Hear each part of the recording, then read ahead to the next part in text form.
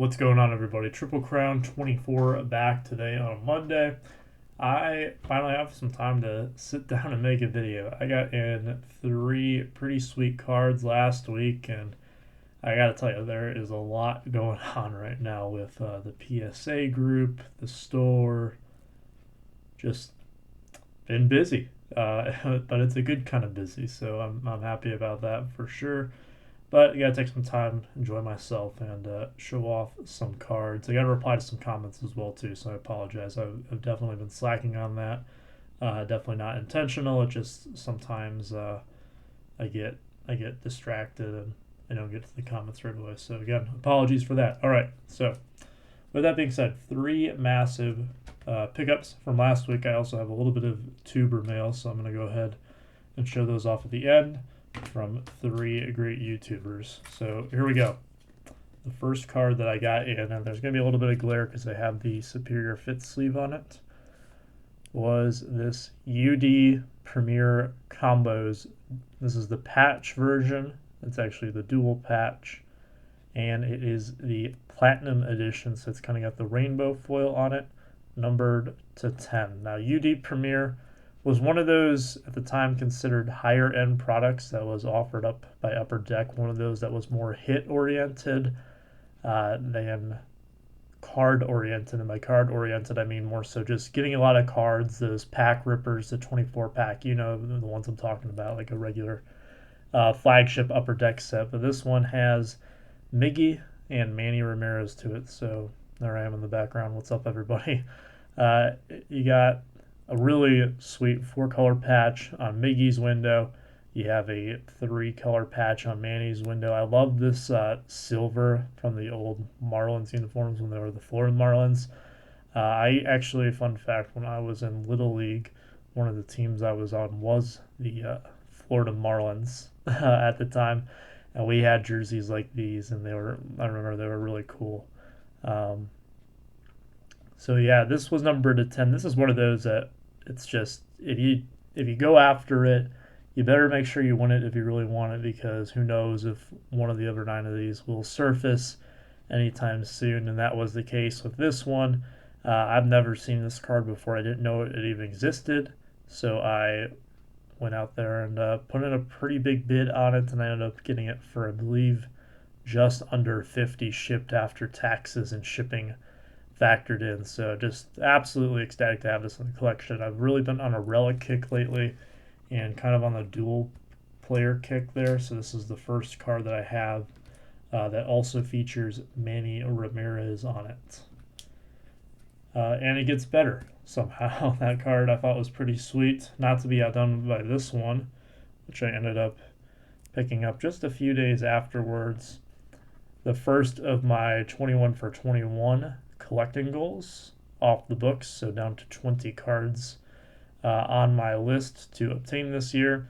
And I'm starting it off with a big one, a 2020 Topps Dynasty autograph. Now, I did decide that I was going to spring for the silver version. These are numbered out of 5. The only difference really is that you can see the silver outline along the window there and the name.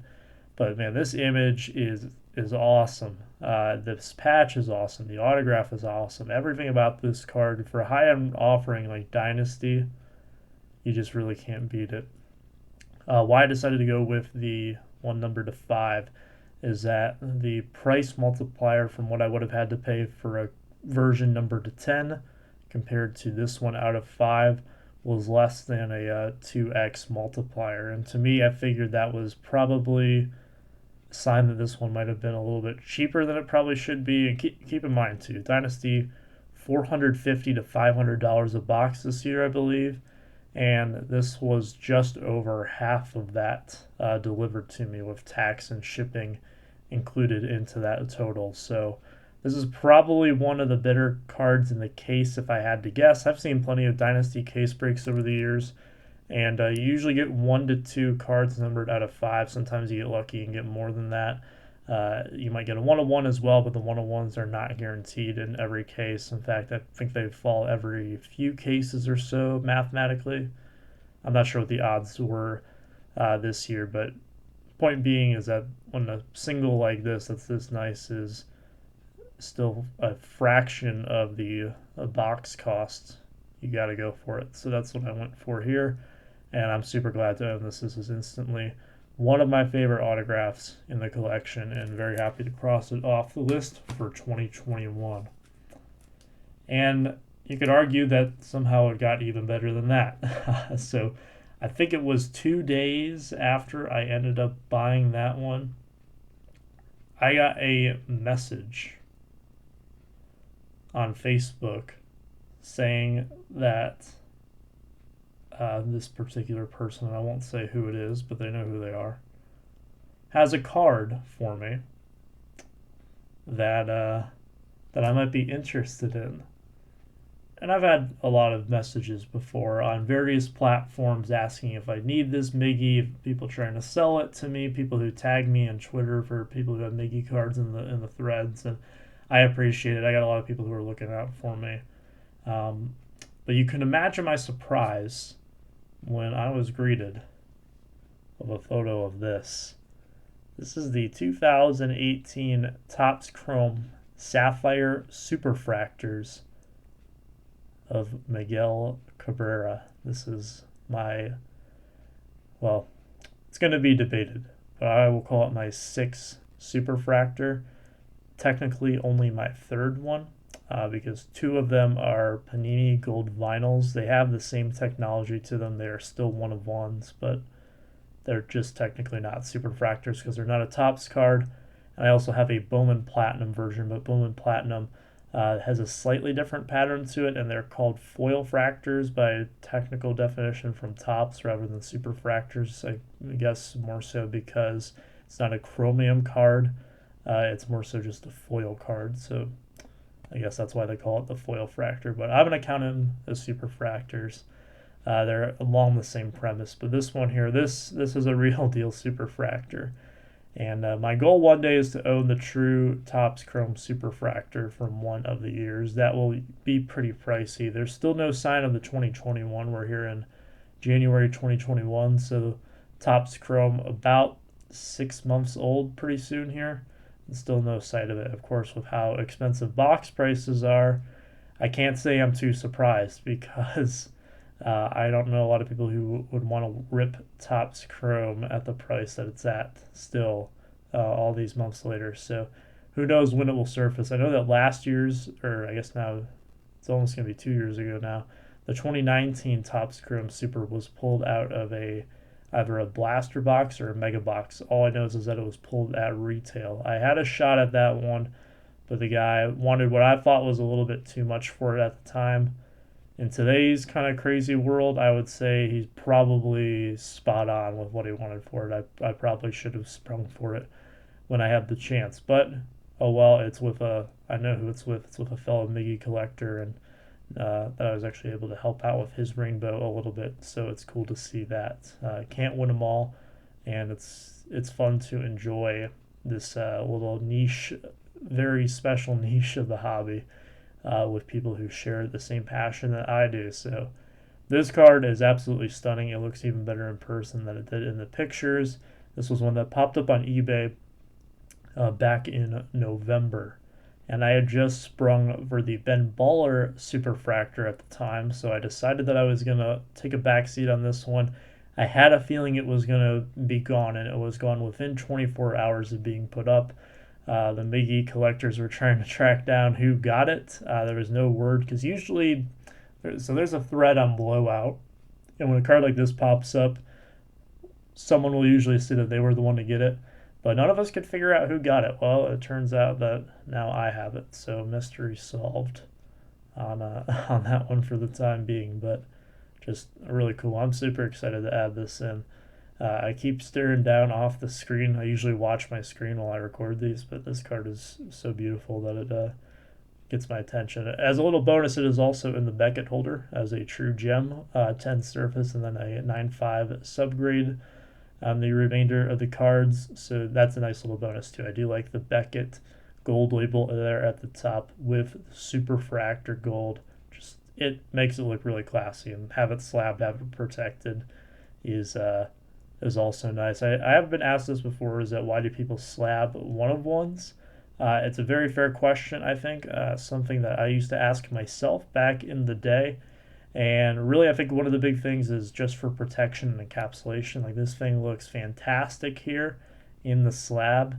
Also, if you were to ever sell the card, not that there would be any way to get a different copy of it since it's a one of one, but it kind of lets the buyer know what they're getting in terms of the condition. What is the actual condition of the card? I think the Mike Trout 2011 Superfractor Auto from Finest is in like a PSA 5 or a PSA 7 holder. So, I mean, that's a one of one there. It's a priceless card, one of the staple Holy Grail Trout cards out there, in my opinion, if you're going after Trout 2011 stuff. But it's in that holder, so it lets you know exactly what you're getting, which I think is important too, because a lot of these cards are not cheap. If you're going to spend that much money, you should get something that you're happy with for sure. So, there we have it. Now I got a little tuber mail here, so 3 little care packages I want to show off. I don't have the notes handy. I have one of the notes handy. I lied. Let me go ahead and get that. All right, so the first one here is from our buddy Eric over at those back pages. No note with this one, but it's this 2016 Topps Chrome from Heritage. This is the refractor. This thing really pops. He told me that it pops, and he was not kidding. This is numbered out of 567, so this is really cool. I just ordered a Z Folio, so actually 3 Z Folios. So one of them will be my 2016 Z Folio. So this one will have a place in that here very soon when those arrive later in the week. Next up, from our good friend Mike over at Canadian Cards, sent me these 2 Prism Silvers from WNBA Prism, something that we've kind of been working on. He is quite a bit ahead of me on the set. We're trying to put together the Silver Prism set, and he's about halfway done. I would say I'm about a quarter of the way done with all the ones that I have coming in right now, so he's definitely jumped out to the early lead, and it's not a race or anything, but we've been helping each other out, or at least I plan to help him out at some point. But he hooked me up with these 2 duplicates. So thank you, Mike. I appreciate that, man. I will put those in the set here when I finish recording this video. And then last but not least, the one that I have a note handy for. Mike sent me a nice note as well. That will go into the YouTube album. This one will as well. This one's a vertical note, which is a nice bonus because I need some of these to fill in some blank spots in the YouTube PC binder. So this has a nice little spot waiting for it here. So as I mentioned in my last video about my Tigers project, there was one particular YouTuber who inspired me to get in on it. I've picked up a few autographs since then, none that I'm going to show off in today's video. But when you get a care package in, you got to show it off on camera, especially when it's one as cool as this one from our good friend Dustin over at Dustin and Blake. He was thinking of me, and I appreciate it so much, Dustin. So he hooked me up with 4 Tigers autographs that I do not have registered on the little tracker here that I keep, my little spreadsheet. So I will have to add these guys in. One of them I did have their autograph of, but I didn't have it on a card that I liked that I wanted to count.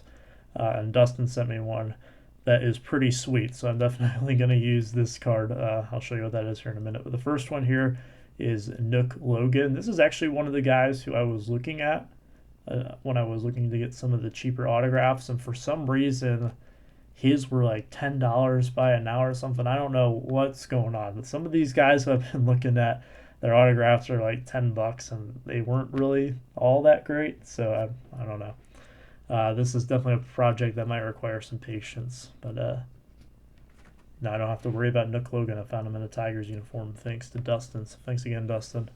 Something is Matt Miller. This was a guy who was not on my radar, which is nice. Because when that happens, that means that I can add them to the spreadsheet, and it's cool to have another name on the spreadsheet, one that's not highlighted in yellow. How I do it is I just put in the information and then I highlighted it in yellow if I need it. So there's a lot of yellow on there right now, so I want to get some white in there as well to show that I've got some. So this will be a new one there. Here's a guy who I have a couple of different autographs of in the collection, but this one I will probably send over to Slab City to get slabbed up. This is really cool. It is the Kmart version of the Denny McLain card from 82 Topps, I believe. Shows his 68 card, of course, 68, the year of the pitcher and the year of the Tiger when they won the World Series. So that is going to be my Denny McLain autograph that I use to count for the collection. And here's a guy who I used to have an 8x10 of. I don't believe I have it anymore, but I didn't even know if he had a card in a Tigers uniform that was certified. And I got my question answered when Dustin showed this one off. And not only is it a certified on-card autograph, that's a pack-pulled autograph, it's from a really nice-looking product, which is Panini Pantheon. So this is cool. I might have to look at some more singles from this product to see if there's anybody else potentially. Panini, they have caught my eye with this little project I'm working on, because a lot of times they will put players with a team that they are not necessarily known for playing with, and I kind of like that. It kind of spices it up a little bit, just to get a different feel. Like, they have a lot of Cabrera stuff that is him in his Marlins uniform, which I think is very interesting and very cool as well, because some of the patches on the Marlins stuff are insane. They are so sweet. So nice Darrell Evans, member of the 1984 team, number to 99 there on the back. This is from 16 Pantheon. So Dustin, big thank you, man. He added 4 new ones into the Tigers autograph collection. Now, I do have a video that I'm working on editing right now. When I get some time, it will be up later this week. I'm hoping to put it out by Thursday. Fingers crossed that I get the editing done. Like I said, I've been swamped with work here lately. It's been a crazy ride, and it will probably be kind of crazy here for at least the next 2 weeks, I'm guessing, and then maybe after that, things will be a little bit more normal.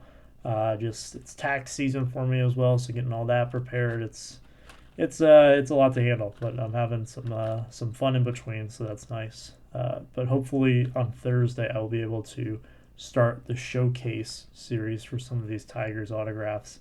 Which is why I haven't been showing too many of the ones I've been picking up, is because I want to save them for the showcase videos. What I'll probably do is show off some of the larger ones that I get in, and then the smaller ones I'll save for said videos. So that is it for me. Somehow this went 18 minutes. Oh boy, that happens every time. All right, guys, I'll see you next time. Until then, be safe, take care, and be kind.